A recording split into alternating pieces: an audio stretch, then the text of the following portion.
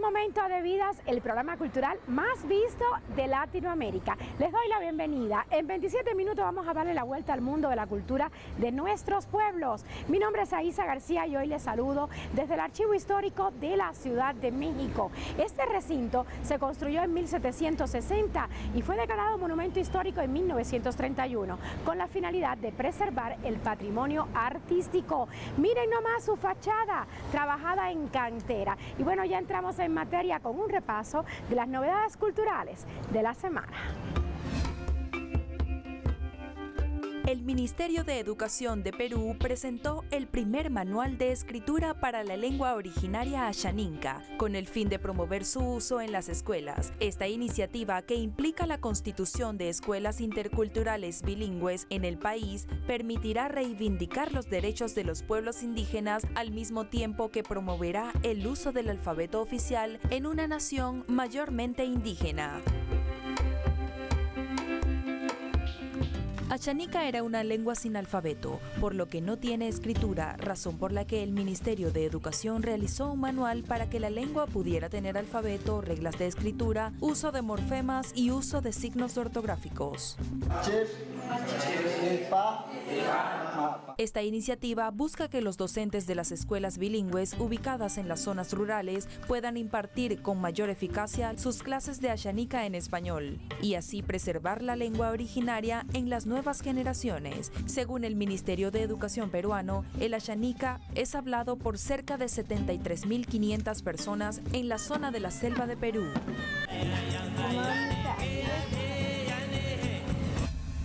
La Embajada de Francia en Cuba realizó un ciclo de películas relacionadas con el medio ambiente en el Cine La Rampa de La Habana. El ciclo estuvo disponible desde el 1 hasta el 12 de junio, fecha en la que se sumó la jornada internacional que se realizó por el Día Mundial del Medio Ambiente. La programación de este evento abarcó una retrospectiva sobre el director franco-griego Acosta Gravas, caracterizado por un cine asociado al thriller político y el drama sentimental. También se mostró el documental Érase un bosque, de Luke Hackett, que muestra la relación oculta entre las plantas y los animales. Esta producción antecedió a la 20ª edición del Festival de Cine Francés en la Mayor de las Antillas, que inició el 15 de junio y se realizará hasta el 30 del mismo mes.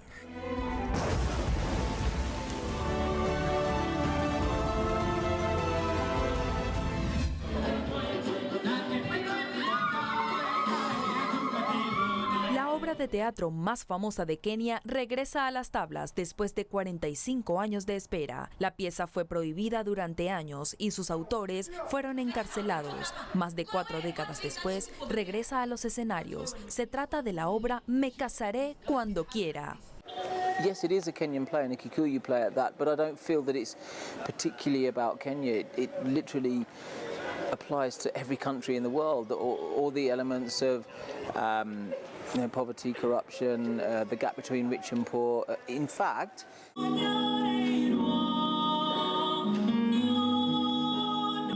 la obra cuenta la historia de una familia pobre de Kenia que lucha contra la apropiación de tierras por parte de sus compatriotas ricos. La última vez que fue presentada fue en el año 1977 por campesinos y trabajadores de fábricas de la ciudad central de Limuru.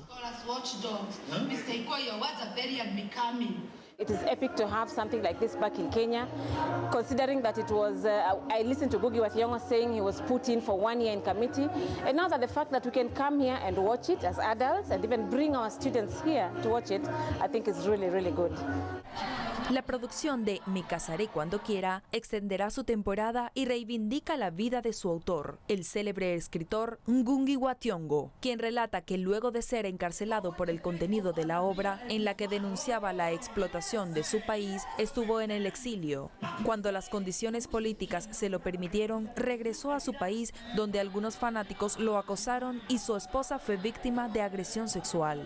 El autor manifiesta que la obra, que por fin regresa a su ciudad natal, tiene la misma pertinencia política y reivindica a las mayorías de su país.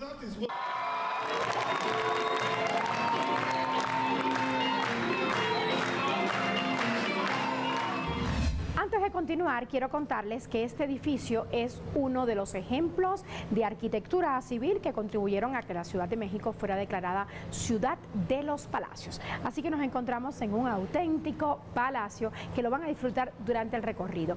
Y bueno, recuerde que en Vidas privilegiamos la buena información y por supuesto la interacción con cada uno de ustedes. Así que tome nota de nuestra cuenta en Instagram y Twitter para que nos contacten. La cuenta es @VidasTelesur. Vamos a un corte y ya regresamos.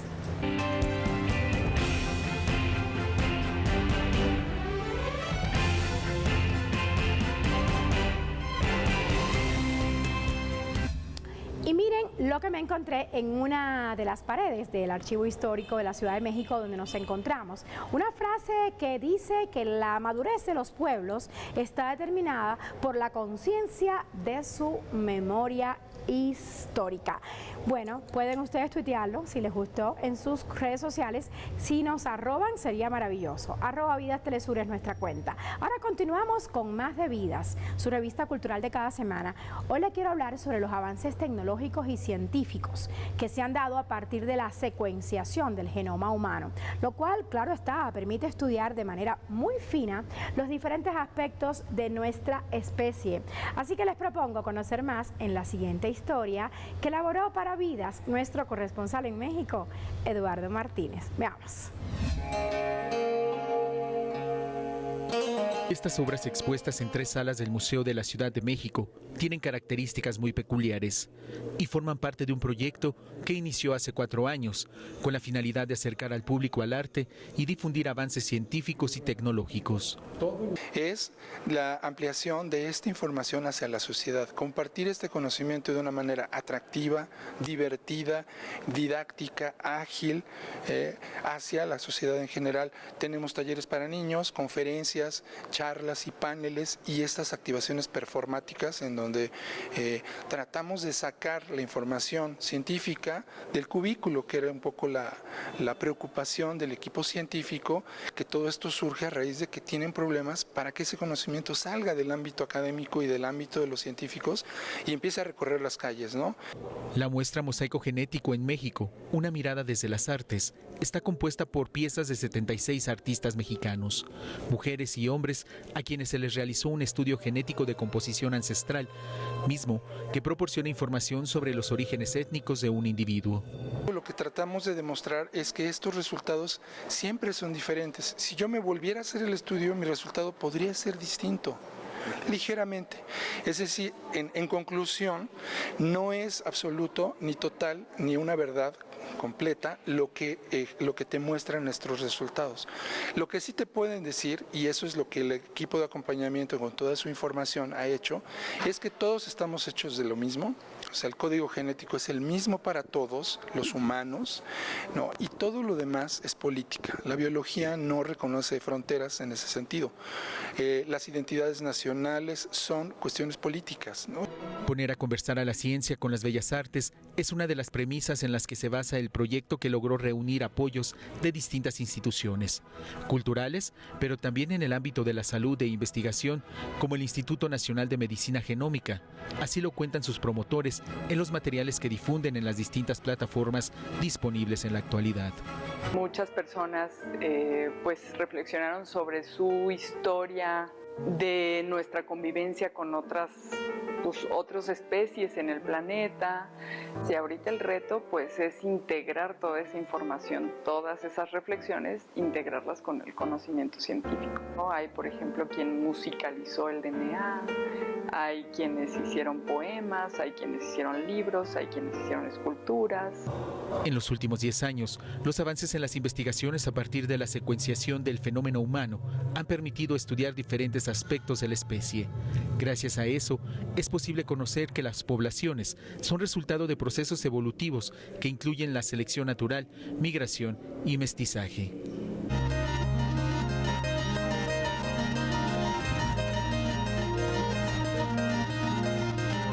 En México la diversidad genética es enorme, debido precisamente al mestizaje y a la herencia ancestral de los pueblos originarios. El proyecto Mosaico Genético quiere ir más allá del montaje de una exposición.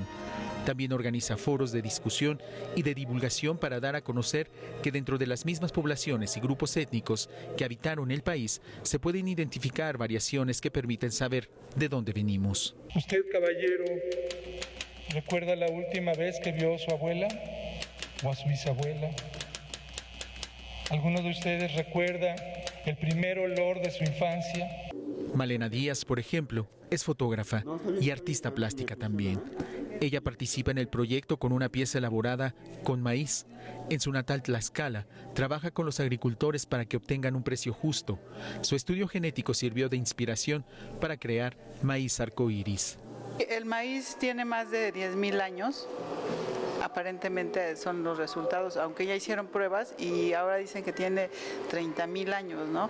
Entonces, para que exista esta diversidad genética, en el maíz sí se necesita la mano del hombre, porque a partir del maíz teocintle, que es como un trigo, se tiene que modificar, pero sí necesitamos la mano del hombre, y en nuestro caso, pues como humanos, pues también necesitamos la interacción para poder evolucionar o devolucionar, como uno quiera, ¿no? Y es que la muestra, además de tomar en cuenta el rigor científico de los datos a difundir, busca explicar la importancia del contexto social en la formación de cada ser humano.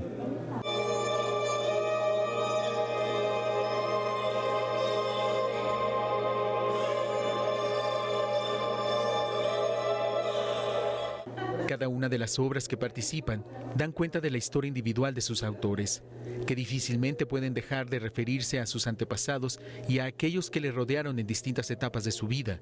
Y así lo aprecian los visitantes, que se dicen maravillados por la estética de las piezas y la información científica que se llevan. Entrando, lo que me llamó la atención fue la vitrina con los objetos. Inmediatamente que la vi dije, esto es como una naturaleza muerta, un vanitas, un bodegón. Y la parte que más me gustó es que tiene toda una historia, desde las fotografías hasta las botellas que tiene. Las botellas no las había visto nunca, al parecer ya no se fabrican. Me parece fantástico, me parece que es la vinculación de dos lenguajes que, es más, ni siquiera son dos, son distintos lenguajes que entran en uno mismo solo, en un discurso, en una narrativa que se presenta de una forma discursiva, de una forma a modo de recorrido, a modo de integrar un espacio con distintos recursos. El colectivo ha llevado su propuesta a las calles.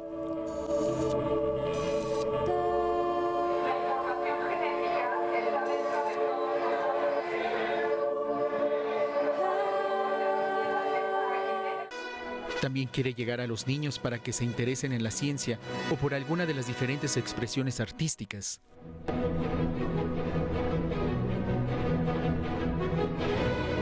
La información sobre el origen de las poblaciones mexicanas ha generado un fuerte debate entre los especialistas. Sin embargo, las diferentes posturas y los avances alcanzados se quedan en un sector restringido y especializado. Todo este proyecto rompe con ello y se convierte en una invitación a profundizar sobre el tema, porque al final la composición genética te dice de dónde vienes, pero el contexto social determina quién eres. Eduardo Martínez, Telesur, Ciudad de México. Interesante la historia de Eduardo Martínez, ¿verdad? Es que nos permite conocer más sobre nuestro pasado, sin dudas. Y ahora es momento de la siguiente pausa, pero al volver le quiero hablar sobre el templo Shaolin. Esto es en China. Es un templo budista que está ubicado en la provincia de Henan y es famoso por su relación con el budismo Zen y la conexión con las artes marciales chinas. Regresamos con más de Vidas. No se pierdan esta historia.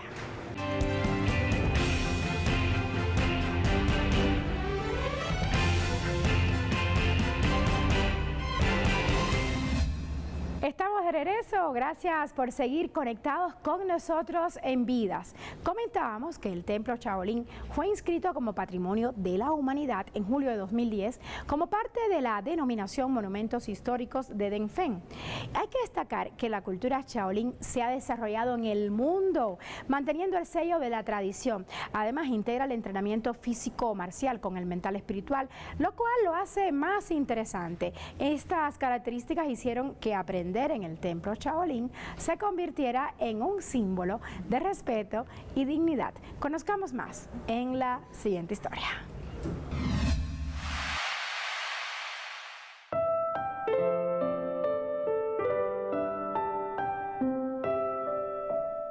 Una de las manifestaciones culturales más antiguas de China es el Templo Shaolin, fundado en el año 495. Tiene más de 1500 años y está relacionado con el nacimiento de las artes marciales. En la actualidad es un lugar turístico. Este Templo Shaolin es un templo budista.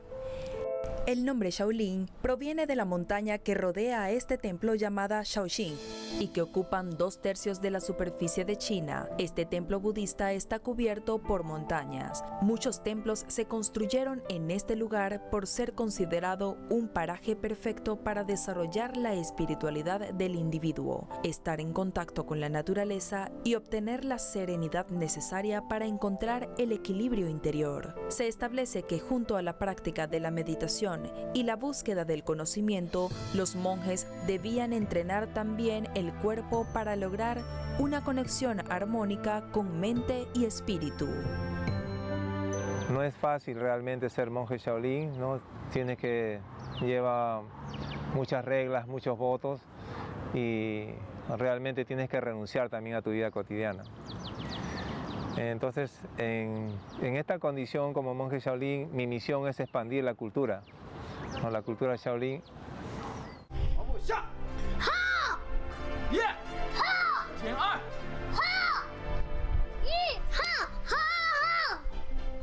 Los monjes budistas cultivan desde el siglo V el arte del Kung Fu.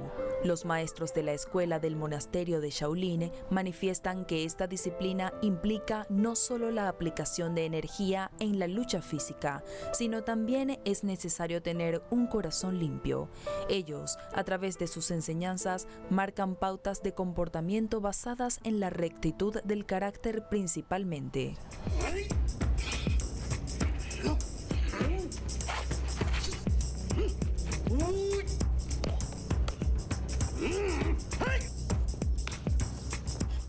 Porque el Kung Fu es algo que siempre he querido aprender, el Kung Fu Shaolin en sí. He sentido una verdadera disciplina, soy una persona que le gusta buscar la disciplina, pero he sentido una verdadera disciplina en mi cuerpo, un desarrollo, fortaleza, y eso me ha hecho sentirme como una montaña ante diversas situaciones de mi vida, ¿no? Como que no siempre hay que ser bondadoso, sino que también siempre tratar de ser como un águila, una montaña, y eso me ha ayudado mucho. Los entrenamientos en este templo, por tradición, son muy estrictos en cuanto a la disciplina. Las rutinas inician desde las 5:30 de la mañana y se extienden hasta las 9 de la noche en una rutina entre entrenamientos y clases académicas, con breves horas para hidratarse y alimentarse. La esencia de esta fuente de preparación, que consiste en practicar insistentemente, es conseguir la perfección de todos los movimientos.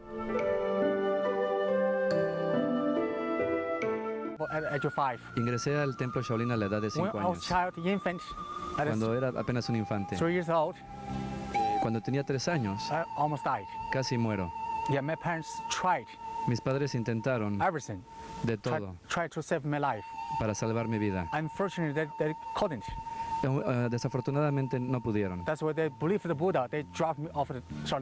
Y ellos pensaron que Buda me salvaría, por eso fui llevado al templo Shaolin. Esta manifestación, que viene de China, ha trascendido a lo largo de los años. Gracias a la gran pantalla de los años 80, ganó popularidad no solo en Occidente, sino también en países latinoamericanos como Argentina y Venezuela, que fueron cautivados por esta disciplina.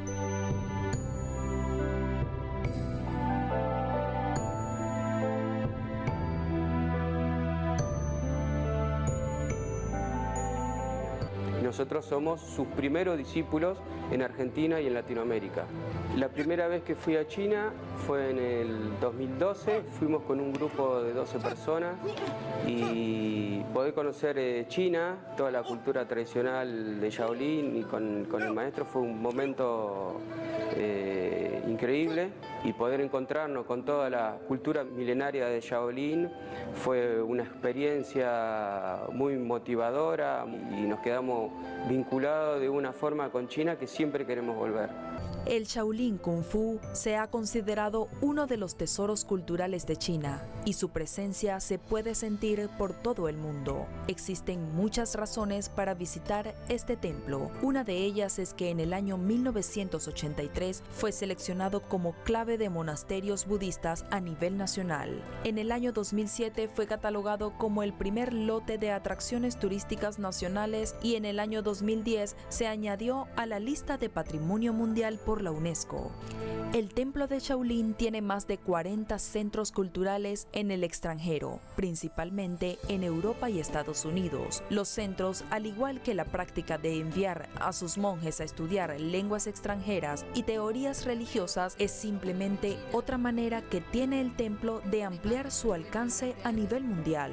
Actualmente la cultura Shaolin se ha desarrollado en el mundo, manteniendo el sello de la tradición que integra el entrenamiento físico marcial con el mental espiritual, ayudando al practicante a desarrollar una armonía entre mente y cuerpo. Comprende todas las expresiones y disciplinas que se desarrollaron en el templo desde hace 1500 años y que se preservan hasta nuestros días como un tesoro cultural.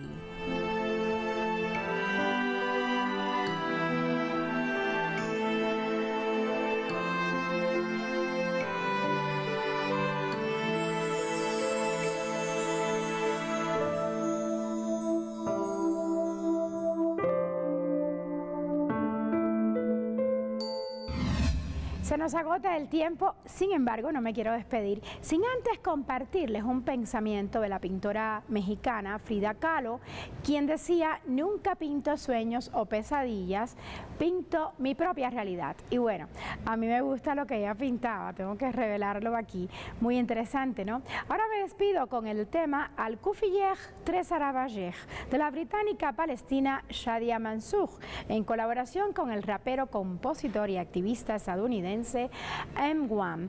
Bello homenaje al pueblo palestino, sin duda. Disfrútenlo. Yo los veo en 7 días. Chao.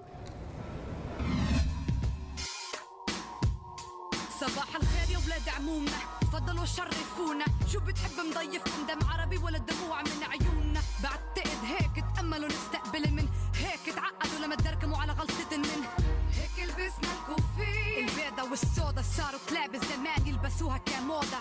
مهما تفننوا فيها، مهما غيروا بلونها، كوفية عربية بتضل عربية، حطتنا بدنيات ثقافتنا.